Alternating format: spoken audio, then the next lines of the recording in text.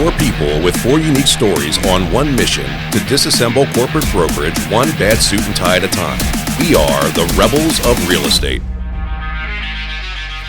Oh man, here we are again. What's up, everybody? Number 3. What's Hey, how's it going? Yo. Glad to be here. In it to win it. We appreciate y'all coming back to listen to us. We here. And our nonsense. Let's do this. And our madness. The ramblings. Do we want to talk about rebellion? Are you ready for these questions? I've been a rebel since day one. I can barely hear myself. Since coming You out of can't the hear womb. yourself? I'm like whispering. You want Trying to check to the use levels my there, I'm trying to Ken. use my inside voice right now. The Ken. levels are good. I won't boost you want my voice. Do you need a Red Bull? Just kidding. I'm going to drink the Starbucks and shut the F up. So let's talk about the rebellious stuff, because what does it look like? What does rebellion look like to you as an individual? Start it off, Adam. I think for me is not following the crowd. Doing things different, or being unafraid to try things that maybe are not the norm, that you think or personally feel that could be better, in the end. And I think not being afraid to do that, I think that's rebellion. I think, and I think we show that a lot in this business. Yeah. Good answer. I've been I've been a rebel since I'm young. I never, ever listened to anyone, which is a problem. It can be a problem. I never listened to a teacher, never listened to my parents. I was always what I wanted to do, which can get you in trouble, right?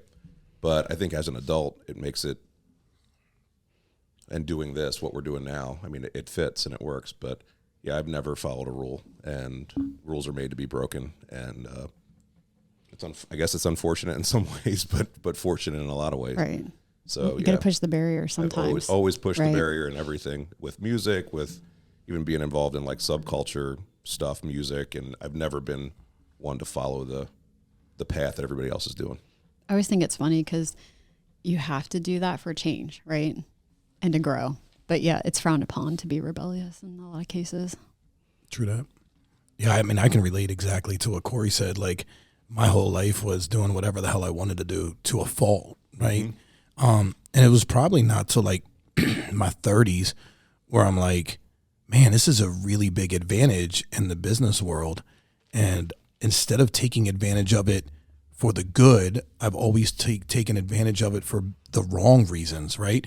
I've used it to manipulate my way through life, like to be able to get ahead, but only far enough ahead that I felt comfortable so that I can fall back and screw up so that I can find something else to be, to do out of the status quo. So, I think now what being a rebel means to me is pushing the boundaries, doing it differently, thinking about how we can be different all the time. And I'm still a rebel. I do a lot of things that your typical corporate person, so to speak, or a person in our position typically wouldn't do on their free time, but not illegal stuff, but just in general. Like, I live, I think, a freer life than most people probably would in my position. But I think doing it tactfully and doing things that aren't going to hurt anyone else, but letting people know that it's okay to be different, right? Like, it's okay to not be in a suit and tie. It's okay to show up to meetings and dress down with your tattoos hanging out. It's okay to, just be different. I don't know. Like, that's to me what a rebel is. Like, we are all naturally like that, though. That's what I think is cool. Like, it's not forced. Like, we didn't wake up and say, we have to be the rebels of real estate. Actually, That's true. 1000 Watt is the one that called us that, if you guys remember. So they did a meeting with Adam and I, and then they did a Zoom with Corey, and they just listened to us talk. And then they said, this is who you guys are. I mean, we didn't even dub ourselves any of this. We didn't see it. We didn't see any of it. I called us the Robin Hoods of real estate early on. Oh, I remember that. And then they, in our discovery, said you guys are like Robin Hood, which I thought was cool because they saw it in us too. Yeah. But Robin Hood without the tights. Yeah, I mean, I they think- really I dubbed think all of it. For me, it's about showing my kids too that you don't have to.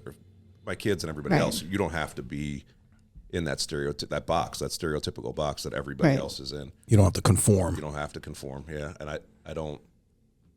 I wanted to pave that. I want to pave that way for my kids so that they can see. Okay, I can do things Right. way I want to and differently. It doesn't have to be Yeah. suit. Not saying that suit and tie is bad because I wear a suit and tie occasionally, but You look good in a suit and tie, guy. thank you. So do you. It's nice to dress up once in a while. Yeah, when I feel like it, right? Right. When I want When it's to. on your terms. Right. Right. Business on your terms. Exactly. I mean, for me Business. too, I think I can relate to what everyone said. And for me, it's a fierce independence. Like I've always been very, very independent, even as a small child. And my dad was 18 years older than my mother. So he was part of the silent generation.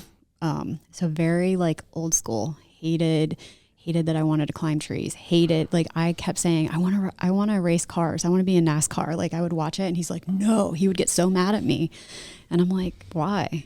So for me, it's always, I've wanted that independence. And, you know, it hasn't been that long since women have had independence. I mean, even when I was a child, women still couldn't have bank accounts in their names. So That's crazy. yeah, I know. When you think back, it's not that long ago, right? Like, and so I guess that's why I've always been like that. I didn't want to be told no, and I hated being told no. And I still think back to people who are like, "No, you can't do that. I'm gonna prove you wrong.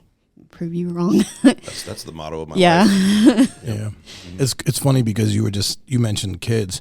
So I've had, in the last week, I've had really good conversations with both my kids, 14-year-old and 16-year-old. And up until, I think it was Sunday night, I really worried about my 14-year-old son because he's me. Like, That's the scary thing. and the man. bad part of me, not the bad part, but just like the super ADD, the rebellious, the thinking for himself. Like, but we had this really dope talk and he was like, I'm like, Dylan, so what do you want to do? You're all over the place. Like, and he's like, Dad, he's like, I'm going to go to Florida when I turn 18 and graduate. I'm going to move to Florida. He was like, and I want to work on a boat and I want to take people out for fishing charters for a little bit, get my real estate license because Florida, you can make a lot more money than you can in Pennsylvania. Mm-hmm. He was like, I'm going to start investing in real estate. I'm going to be a real estate agent down there. And he was like, and then I'm going to buy my own boat and I'll do fishing charters on my own.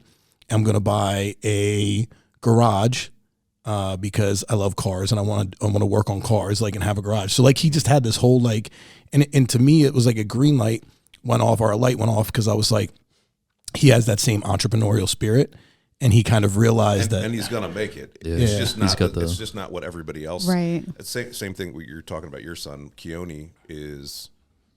I don't know how old is he? He's 12, and we're going into that attitude and that kind of I don't give a shit attitude, and also like school is he's starting to go the other direction in school a little bit. I mean, he's still passing, but he's not killing it. He hates it. I understand that, but as a parent, you feel like you're supposed to push your kids the way that the world says to push them, and go to college. And he's probably. I would love for him to go to school, and I would still like to push him to go to school. Dylan's not. But I don't know that he is. I don't know that he is for real. And I asked him the other day, I was like, well, Dad, I want to work with you.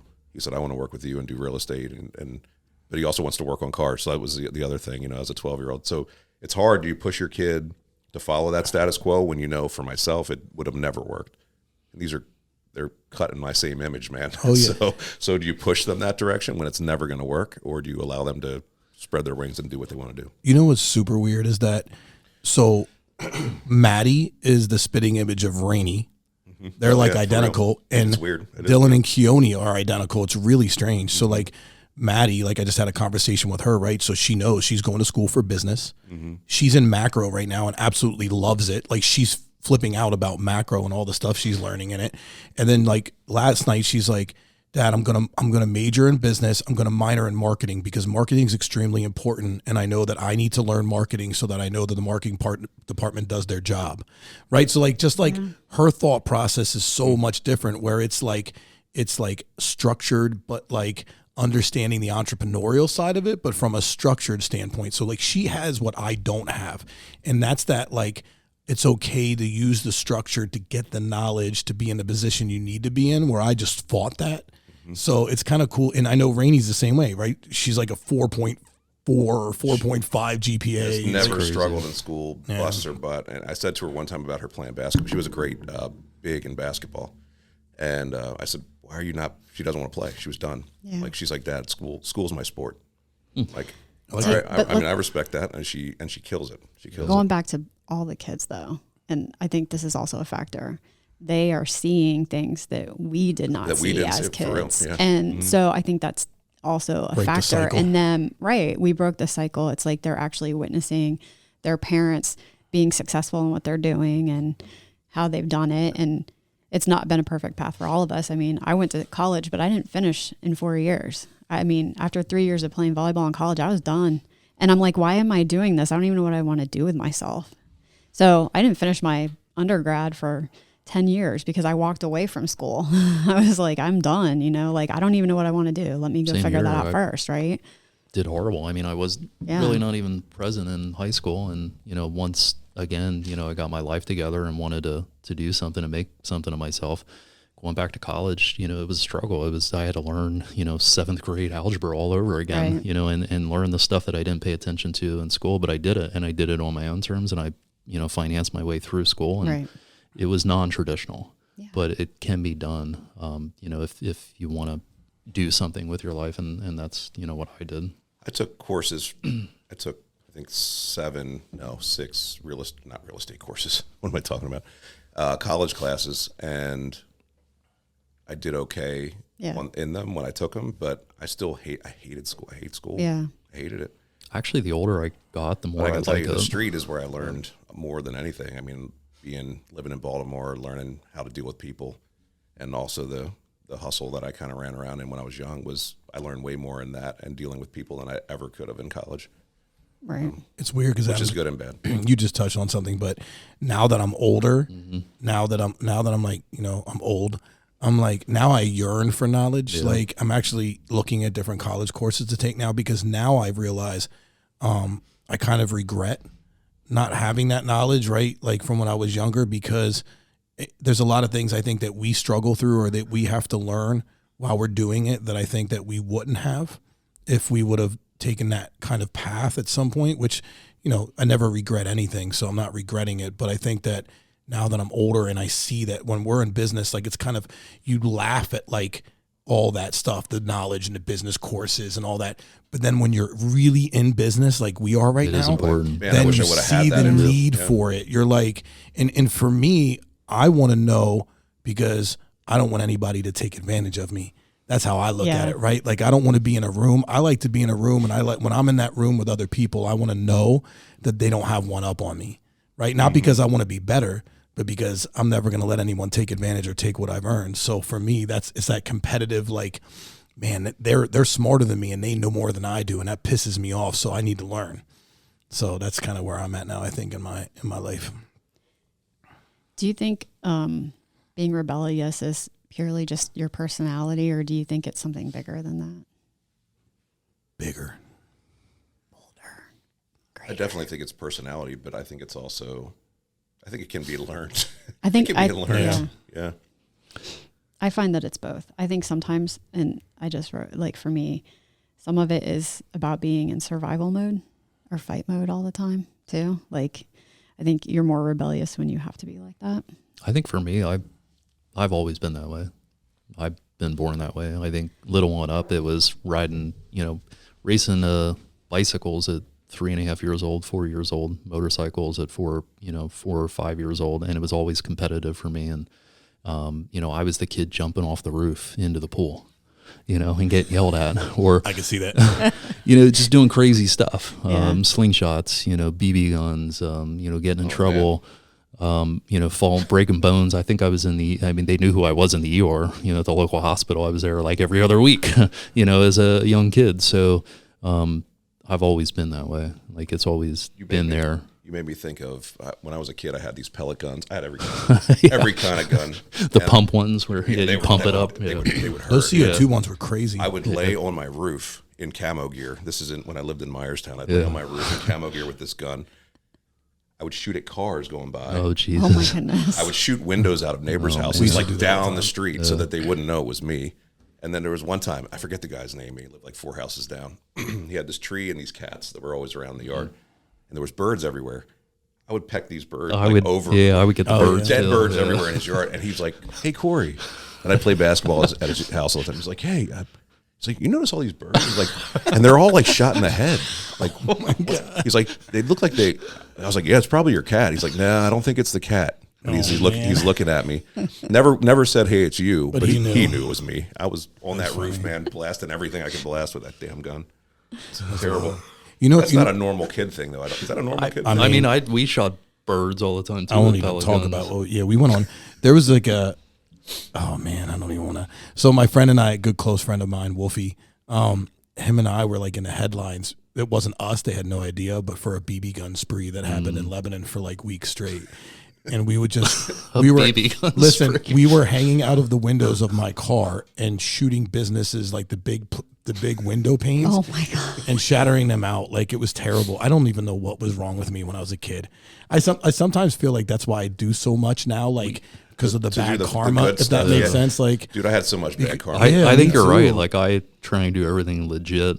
We used to paintball when we were idiots. We'd throw snowballs at cars out of our like tree forts. And like when they drive by, you throw them up in the air and hope they land on them. I remember this one time, this old man got out of the car. He was furious. He came running in. All the kids like ran. They were shaking. One peed his pants. They were like 8 years old. Yeah. And but yeah, same thing with the paintball stuff. So, go ahead. I was gonna say, like, everyone always says, I'm gonna pay it forward, and I still feel like I'm paying back too. Oh, I'm paying it back. Like, I'm like, it's never a pay forward. You're for paying me. it back with your kids, right? When your kids do dumb crap. I think that, like, the other week, I had my basketball rim snap, which should have never happened because it's a big in-ground basketball hoop, and fell on my brand new Audi. And I don't even get mad when stuff like that happens because I'm like, I probably deserve that for something stupid I did when I was young. I feel the exact same way. way. I don't even feel guilty about, like, I don't feel like, why me? Because I'm like, I probably deserve that because I was such an asshole when I was younger. And I did something to somebody's property that I damaged.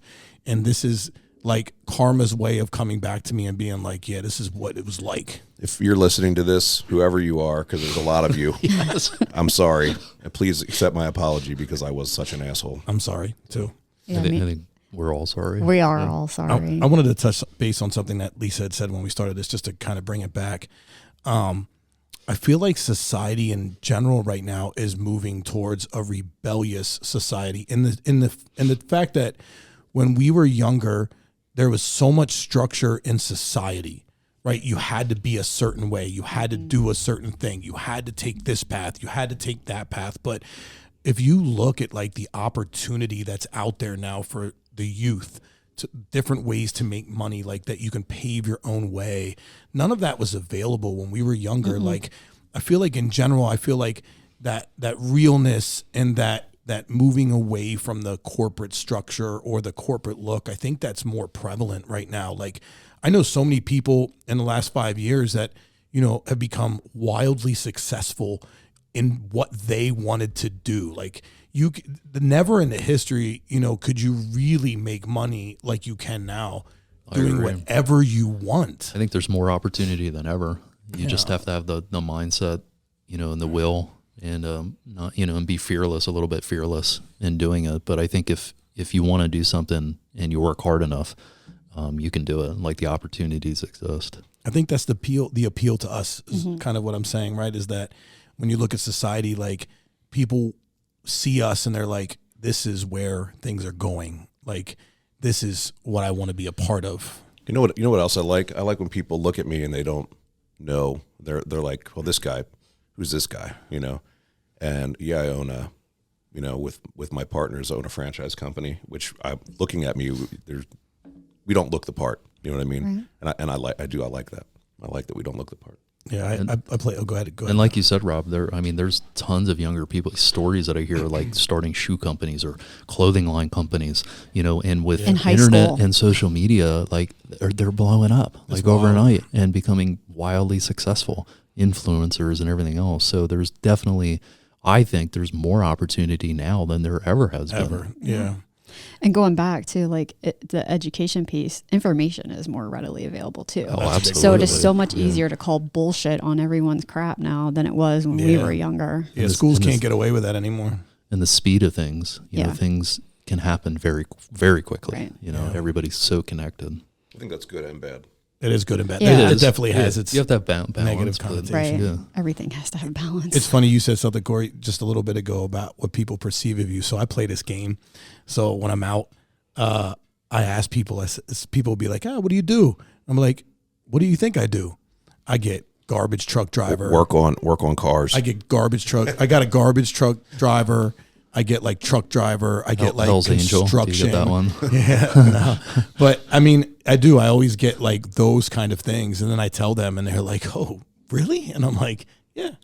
And then I mean, it's like you don't have to. I don't have to look a certain way, and I take that to heart. Like I'm very serious about that because I've always been someone that I never look at someone and judge them. I don't prejudge. I ask because you just never know, especially in today's world. Like, you know, I watch TikToks. It's a bad habit of mine sometimes at night. It's my and favorite I was habit. watching this one where, you know, this young kid who was a multi-millionaire TikToker is going to buy a supercar, right? And it was a Bugatti or something, I think.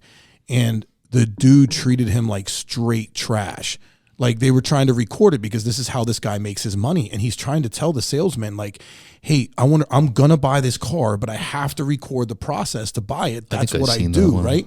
And the guy's like, no, you have to turn the camera off right now. So he literally left that dealership, went to another one and bought the like almost $1 million car. Yeah. But it's like that, you know, you never know, especially this day and age, like success doesn't have a certain look. You know, speaking of all of that, I was on the plane where we were on our way to Orlando, Orlando office one time, and I got in conversation with this guy who looked like a regular guy, you know, and started talking. He's like, "Yeah, I'm here on business," and I was like, "Oh, cool. What do you do?" He's like, "You know, I go around the country, basically look at different markets, and I buy properties." I was like, "Awesome," you know. So I think he had like 300, 400 properties around the country, and looking at him, he just looked like a regular old dude, you know, not. And then we got into more conversation. He's like, "Yeah, my previous job, I worked for Sony." I was like, "Oh, cool. Yeah, what'd you do?" I was the CFO for Sony Pictures.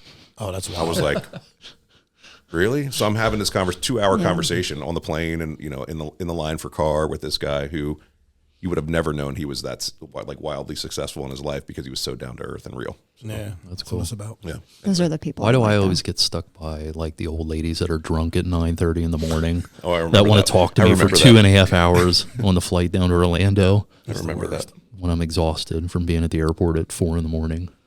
I've been super lucky lately, like on flights. Like I haven't had anyone that wants to talk to me. It's super cool. I love that. Just leave me alone. Put your headphones in and close your eyes, turn your head. Yeah. Yeah, just leave me alone. Like I'm just trying to enjoy this 2 hours of peace. I mean, Sorry, I think we digressed again. No, it was good. It's But okay. I guess we're it's not. all Yeah, good that's what we're doing. digression. So, we've talked a lot about some of our stories. Do you guys have one particular like core memory that signifies your rebellious streak? Yeah, I mean, it's my whole life. I'm not trying to be everything. funny, but it No. literally is Yeah. my whole life when I was Like a everything kid. I've done, Yeah. my whole life has been rebellious. Done a lot of stupid stuff. Okay, so here's a question. You've heard and seen a lot. Obviously, we've talked about that, right? What is the worst thing someone has called you or said about you because of your rebellious nature? Ooh. I can go back to kindergarten. I'm not kidding. Okay, Wow. let's hear it. So Everything you learn in Interesting. kindergarten. kindergarten teacher, her name was Mrs. Jones. And Mrs. Jones was a racist bitch. I'm going to be honest. She was a racist bitch. Fuck Mrs. Jones. Fuck Mrs. Jones for real. Where you So, at, Mrs. Jones? She was at Coming for Harding you. Elementary School in Lebanon, and I hope you hear this. I don't think you're even alive anymore. But she said to me at one point, "You're never going to amount to anything." She used to lock me in the closet. Oh, wow. Are She you used to hit me with blocks. She was mean, man. That's Mean crazy.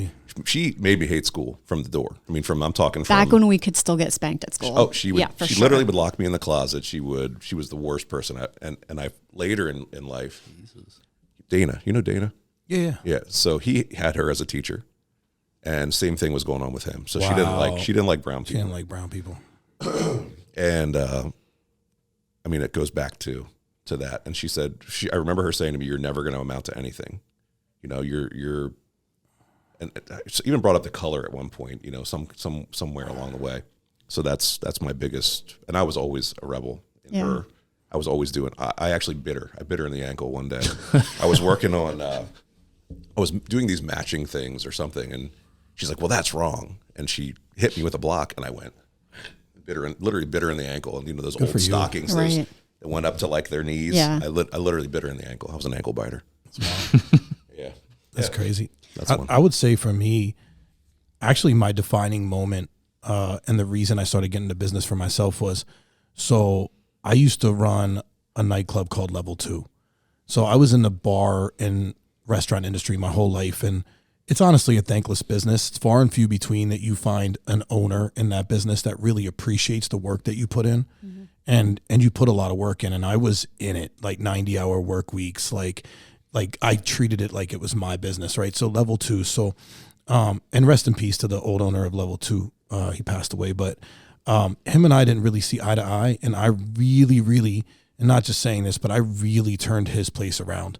And I put a ton of work into it, and I made it wildly successful. And through that, I developed a relationship with a really good DJ, one of the most talented DJs I've ever in my life. And I'm not going to call him out because this is kind of about him. So him and I developed this really great friendship, and I got in a huge argument with the owner of Level 2, and I quit.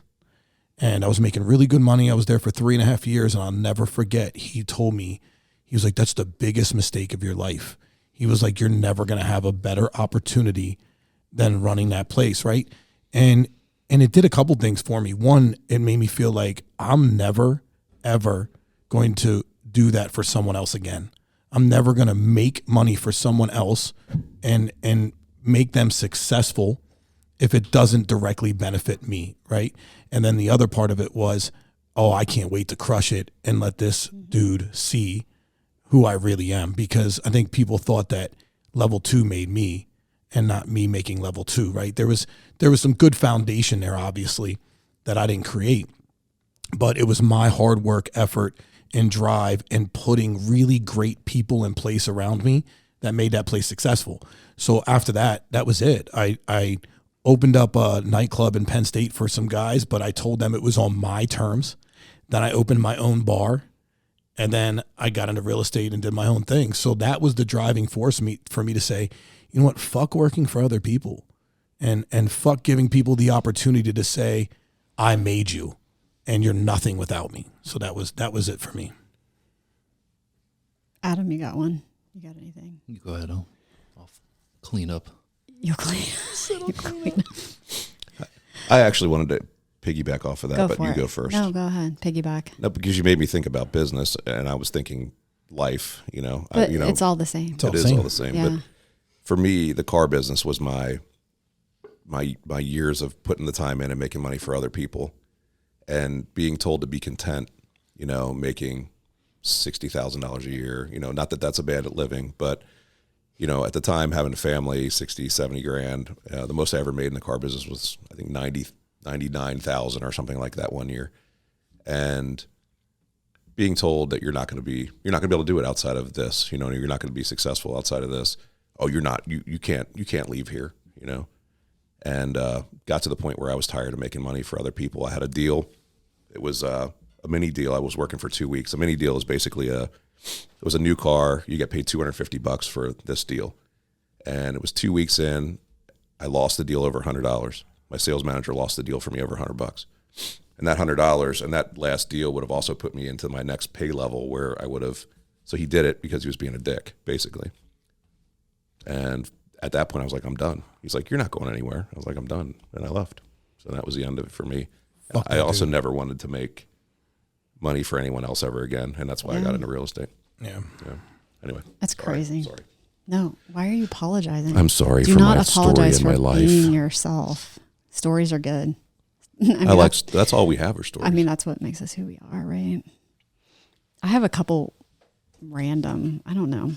I think if I think about a comment I heard, and this was actually when I was working at Vanguard, I remember somebody saying to me I was demasculating my husband because of my success. Oh, wow. And I think that, I was like, how is that even, I don't understand. Why would you even say that? And it took me a couple of years to Well, maybe they felt like that. Apparently, it must have been demasculating them because it was a man who said it to me. So I don't know. Knowing your husband, I'm pretty sure he would have been like, "Hey, make as much money as you can." Yeah, that's okay. I mean, he says that. I want to be a stay-at-home dad. Yeah. I don't think you can demasculinize Justin. He's pretty masculine, right? Yeah, he is. So, like that one, and then I remember this one's kind of funny, but kind of also awful. Like, I had a mom call me a Jezebel once. Oh, which was weird. Like, it was when I was in college, which okay. is funnier part. And I'm like, I don't understand where that's coming from either. And I mean, I know I have a lot of friends, and sure, I date a lot of guys, but it's not like I'm out there. Yeah. So that was an interesting comment. It's always funny, having daughters now with what you just said, where, going through life when you're young and you do, whatever guys do, it's fine. Yeah. Guys can be for sure with as many partners as they want, but as soon as a girl does it, then they're a whore, they're this, they're that, whatever. Yeah. Having daughters, that it just changes your perspective completely on all of that. So that sucks. It's insane but to your point, I mean, that's how it is, right? Like, women are treated very differently for who they are. You're not allowed to do anything, right? I think you look at it though too. I had a lot of older men that would like hit on me. Like, I worked for Arby's when I was a kid, and it was interesting. This was the 90s, and the Arby's that I worked at had touch screen ordering, which nowadays that's what's everywhere. We were like, people would walk in and be like space age. Why are you letting us? Advanced, They were totally advanced on this. I'm like, just order your food on the screen. I'll get it for you, whatever. I had a boss who was in his 30s. He showed up at my house. Oh, Ooh, that's creepy. And he was married with kids because he just liked the way I looked, and he wanted to spend time with me. I'm like, you need to leave. Jesus. So those are the things that girls get to deal girls with. get to experience. I mean, hearing sometimes. stuff that my daughters tell me, and even going to the gym with them, Right. and doing my own workout, Yeah. but watching dudes. There was one of the guys the other day. We were there, and Rainey was doing squats. She's over here. I was on the bench, and I'm looking over at this guy who works there, and he's just like leaning. I'm leaning on a machine right now, and he's just staring directly at her butt. So I'm letting it go, and I'm letting it go, and I'm letting it go, and it was a good 10 minutes. Yeah. Finally, I went over. I was like, "Hey, man, like, what are you looking at?" And he's like, "Oh, I'm nothing." He's like, "I'm just spacing out." I'm like, "Okay." I just wondered because that's my daughter over there. You know? I try not to be that guy, but you should have just gone hard, and stood like right in front of her him and started doing deadlifts or something. Should have started have all your junk pushing my hanging butt out. out. I should have started pushing my butt out. That would have been great. Giving him a good show there, Corey. Anyhow, you missed a little bit. I missed it. I'm sorry. We were talking about me being called a Jezebel. Oh, and demasculating Justin. That was the other piece. Yeah, he's not very masculine, so I could see that. I'm just kidding, Justin. That's my dude. What about Adam? Did you come up with anything? Oh, yeah. Come on, clean Plenty up, to talk about here. Clean up, Wow. Oh yeah. Oh yeah. I'm a man of many words, right? We should take this further. Further. Yeah, let's take expound it further on this. I think Expand. I think for me is, I've always been competitive, and at nature that's been my rebellious background. And fourth grade I moved to a new school, so that was a new environment. Do you want me to use that, Corey? I can use the filter on the mic. Is that your ADD kicking in a little bit? We're getting We're deep getting into there. this. Just go. Getting things flying at my head over here. But no, I think for me is, throughout high school, getting in trouble and having my problems, I think a lot of people looked at me as somebody that would just end up in the system again and would never amount to anything. And, I remember a teacher telling my dad that, hey, this guy, your son, he ain't going to amount to anything, good luck. Basically it was. And, and my dad told me that. And I think at the time, I think he felt kind of powerless, that it was out of his control too, because my parents were divorced, and there was only so much he could do from afar. He didn't have custody of me, and I think he was a little embarrassed, and I got to the point where that wasn't me, and I knew that all along, and I wanted to change that aspect of me. So and I struggled on my own to prove that I am capable of doing something, and I'm not going to let other people's opinions of me stop me from doing what I want to do. And, that's been a driving force, I think, from day one. And it's also been humbling, and I think too, I think everybody should experience some service sector type of job coming out of school, 100%. because you get to see the way the real world is, and having to provide that level of service to customers. And when things don't go right, you're going to take heat and get criticized, and people aren't all nice and cheery to you. They're going to be rude and whatnot. And me bartending while going through college, I think was a good eye opener to say, I don't want to do this for the rest of my life. And I want to serving, bartending, any of those jobs are great absolutely to cut your teeth on. That's sales 101, man. Absolutely. It really is. Yeah, Everybody says it. It's like a big thing. Everybody should do 1 year of service industry right out of high school. Yeah, and it was a major motivating factor for me to push myself to go outside of the norm of the 9-to-5 job, to work for something extra in my life and build my own kind of legacy. And that's what I've been doing ever since. And that's what motivates me to get up in the morning, and I enjoy it. So, Man, you're fucking sexy. You're doing such a great job, Adam. We're so proud of you. oh, thank you. I got it deep down somewhere. No, you're killing it. We know you do. Super killing it. I love you. We love you. We all love each other. I love you. I love you, Adam. There's lots of love in the room. So much love. I think so. Basically, what we're saying is you can come from garbage. I'm speaking for myself, and not that my family was garbage, but you can come from nothing. Do you guys hear that?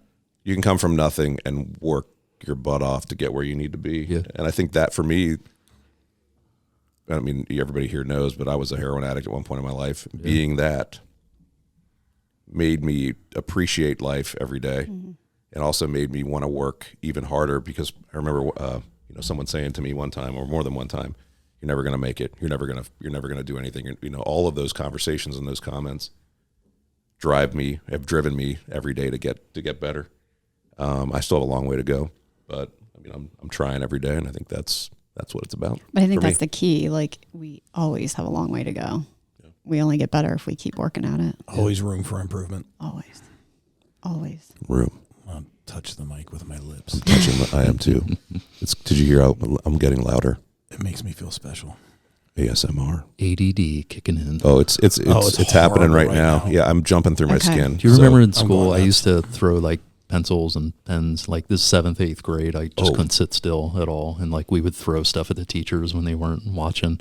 I did that in 7th grade one time. And the teacher asked every single kid, "Did you throw the pen? Did you throw the pen?" And they went down the row. Oh my gosh. Wow. It was a substitute teacher. You guys were probably the ones that were pulling girls' hair too. I got a good story. I never pulled girls' hair. Yeah, Spitballs. Let me tell you a spitball story. Yeah, spitballs. So Mr. Han, he was a Japanese, or maybe that's mean. I think he was Japanese. So he was my environmental science teacher, and everybody was spitting spitballs, the little spitballs. And I'm like, watch this. And I took like 3 pieces of paper and shoved them in my mouth. And started to get it, Of course you did. Of course, I'm gonna show everybody up. Yeah. And I took this sopping wet, there was a video going on, and I threw it as hard as I could at the board. Splattered, dude! It splattered everywhere, all over Mr. Han. He's like, "Who did that? Who did that?" And everybody's quiet, and I'm sitting there trying not to laugh and then people behind me were pointing. It's Corey. Got sent to the principal's office again. I lived there. I pretty much lived there. Did you have paddles? I mean, seriously, they were still hitting kids when I was in school. No, there was no paddle then. I did get thrown up against a wall more than once, but me too. I was in. This is a great story. I'm going to be done with my stories after this.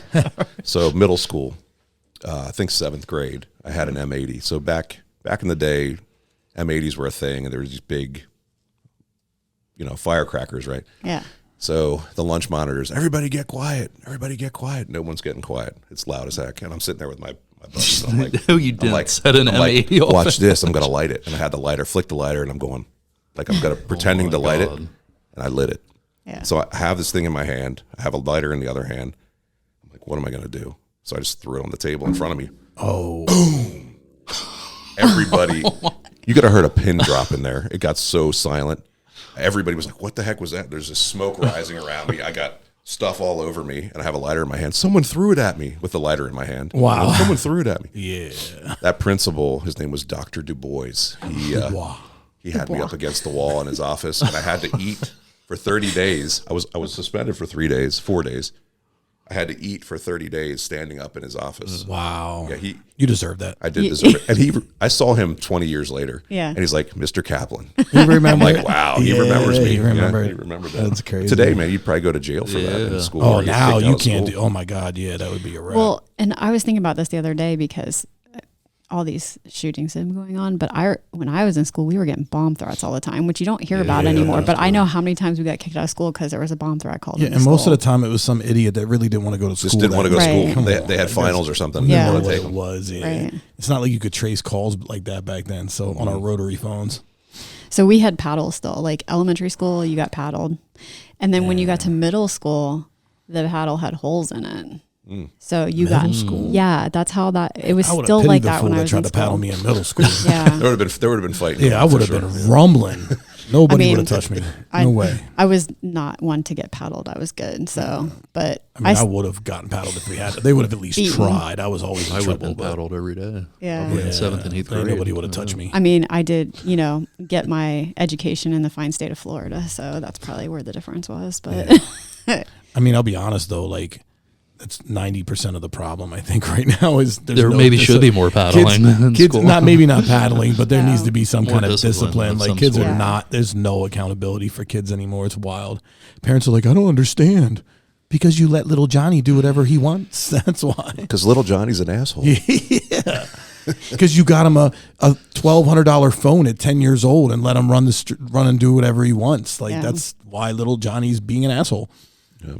it is funny though, like you think about what rebellion looks like today versus back in the day. Like, so in middle school, my class of 94, you guys rock.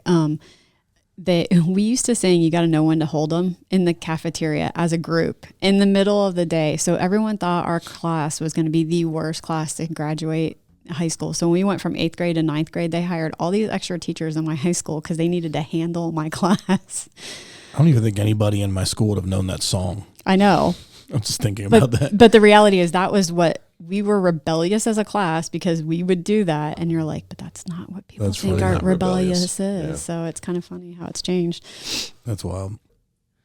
All right. Well, thank you so much for tuning in to our third podcast, and we hope you guys have a great week. Tuning in. Hey, Thanks for the tune you know in. what we'd Thank really you for appreciate right tuning now? in. Go out and like our podcast. Yeah, Give like- us some like and comments share and that. feedback. Yeah, share it. We'd love to get some feedback so we can talk about We're on things you Apple want to too hear. right now, Apple Music. We're Tell us if we everywhere. suck or not. Yeah, we Be honest. appreciate that. Yeah, you can tell us. Leave it in the comments. Let us know what you want to hear from us too. We have big For sure. shoulders.